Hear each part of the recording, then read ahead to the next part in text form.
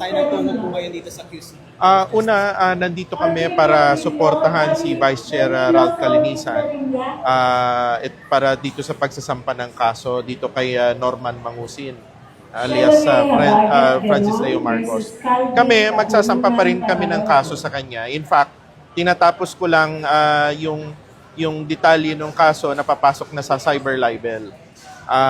Yung mga pinagagawa niya kasi sa amin, sa aming ahensya, pinagsasabi niya, siguro by this time, dapat itong taong to ay matigil na yung mga pambabastos niya sa lahat ng mga kawani ng gobyerno na nagtatrabaho lang. As in yung pagpapile niyo po ng reklamo or kaso ay nakabase pa rin po ba ito o nag-ugat po ba ito doon sa nangyari po last year po noong December? Yes, oo. Yung mga pinost niya ng mga videos again sa aming ahensya, yun ang binubuo namin. Hopefully mabuo namin hanggang bukas ng umaga matapos kami makapag-file kami. Tapos na po ba yung hearing po doon regarding sa asset? Sa license niya? Okay, sa license. Oo, revoke na yung license niya.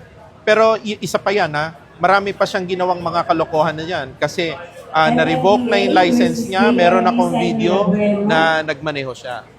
So, doon mo makikita na hindi niya nirerespeto ang batas, hindi niya nirerespeto ang ahensya ng gobyerno, binabaliwala niya lahat. Kaya ito na siguro yung time, mabuti na lang si Vice Chair na initiate na talaga matigil na ito, butit na huli siya kasi kung hindi, ang dami nitong naloloko. Huwag na nating kalimutan yung mga ginawa niya noon na ang dami niyang mga pinag-i-scam na mga OFW. Hindi pa rin naman siya tumitigil eh. Hanggang ngayon, ganyan pa rin naman siya. Yung sinasabi niyo po video asset, kailan po yun? December.